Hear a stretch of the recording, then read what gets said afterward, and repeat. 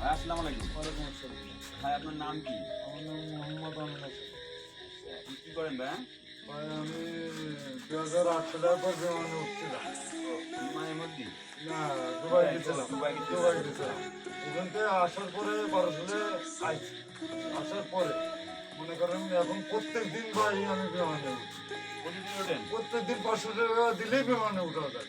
আর বড় ব্যবসা করেন নাকি ভাই? না ভাই, ওই যে দিলেই পুরুষ ও ভাই, মানে বুঝলাম না আপনার কথা, আমি বুঝতে পারছি মানে না। ক্লিয়ার করে বলেন একটু।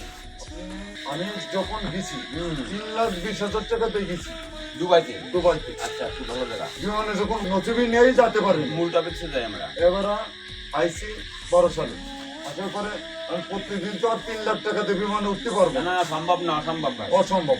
এখন বাংলাদেশের কিছু করেছে, ইন্ডিয়ান কিছু করেছে যে বিমানে 500 টাকাতে টিকিট কাটো, দুটো টিকিট। দুটো টিকিট না, একটা টিকিটই। আচ্ছা, আচ্ছা। একটা টিকিট একবারই বড়, একটা চাপে দাও ফস করে প্রত্যেকদিন বিমানে ওঠো। ও আপনি কি বলছেন একটু আরো ইজি করে বলেন ভাই। পেছনেও জোর কথা বলছি আমি, ওরে ভাই, এই একটা অরিজিনাল লোক পেলাম যে মনে করো যে একদম পেছনেও সত্য জোর কথা। কথা বলছি। তখন তো 3 লাখ কিছু, এখন 500 টাকা বিমানে উঠতে পারছি না। আরে ভাই, যুব সমাজ তো ধ্বংসের পথে চলে গেছে এই কেসিনো খেলে। গলায় দড়িও দিচ্ছে, বিষও খাইয়েছি, অনেকের বউ চলে গেছে শুনেছি। এই সরাসরি হয়েছে। হ্যাঁ এখন ভাই এটা নিয়ে কিছু করার নেই, এখন ওই বিমান ডেলি চালাচ্ছি। আপনি রেগুলার? না ভাই, যেগুলো চালাই। আচ্ছা, আজকে